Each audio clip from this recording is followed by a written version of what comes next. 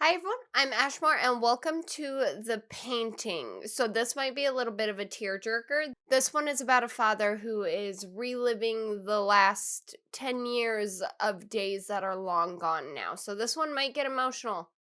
I'm prepared. I'm here. The few hours I spend with you are worth the thousands I spent are worth the thousand hours I spend without you. Oh.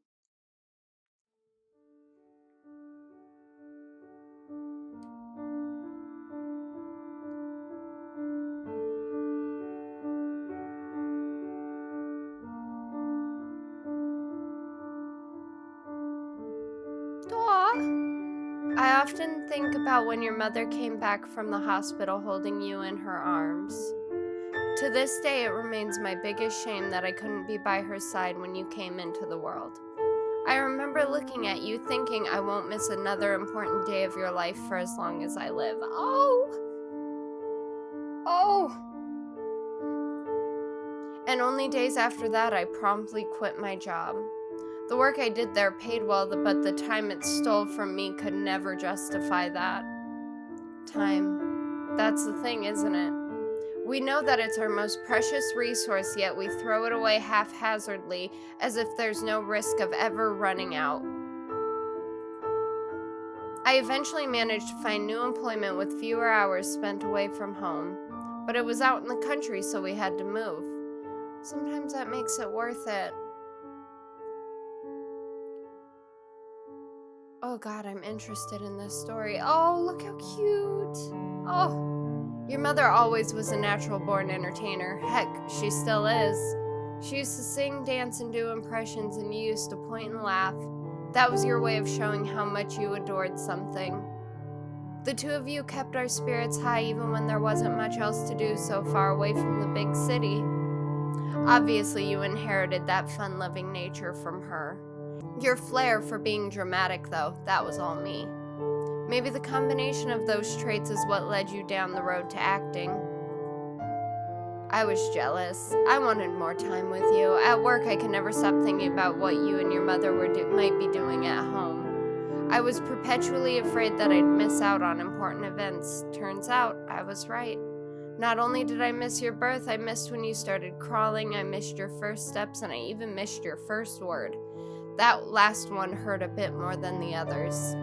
Maybe I'm a word man myself. I just couldn't wait to hear those first syllables pop out of your cute little mouth. But I missed it, and I cried when I found out. Then your mother told me what your first word was. Dada. If I cry, we need to understand that I'm a big baby. So my tears fell yet again, but for entirely different reasons.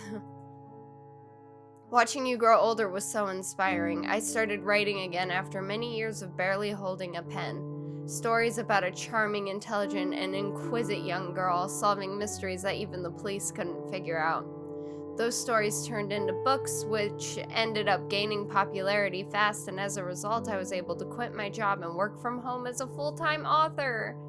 I wasn't ever going to miss anything again. I have you to thank for that. Oh, I'm gonna get so emotional. Oh, how freaking cute. When you started school, I was worried that your outspoken personality would get you in trouble. However, things turned out the exact opposite. You were effortlessly charming, and both friends and teachers adored you. I wish I could take credit for that, but as with most of your great qualities, you had your mother to thank. You were only 8 when you entered and won that acting contest. I didn't think it was possible to be that proud, and that's coming from a best-selling author. Just some of that dry humor that's always bothered you. Though I like to think that somewhere deep inside you secretly found it endearing. I'm sure she did. Turns out the best story I ever got to tell was the one of being your father. Whew. Oh, but my pride was nothing compared to yours. You held the diploma so high that we almost couldn't see your face behind it. I can only imagine how wide that smile must have been. Every day, I miss seeing it. Ugh. Ugh. Now, it said that this touched on grieving and loss, so I'm really not looking forward to this. Love you, Dad. Oh. The years flew by and the day eventually came when you decided to set out on your own. Accepted to a prestigious acting school, a new chapter of your life was about to begin, one in which me and your mother were no longer the main supporting cast. I realized that despite my best effort, there was always going to be things in your life that I'd not be a part of. Your mother took that photo of us. If I knew then that it would be the last one of us together, I would have hugged you even tighter. I would have told you once again how proud you always made me, how much I always loved you. Oh my gosh, how every day of your life was the best day of mine. I'm sucking them in. I'm sure you'd brush it aside and tell me that I was just being silly with all my rambling. Just you being you. You grew up so fast. I just wish that you had gotten to grow even older. No!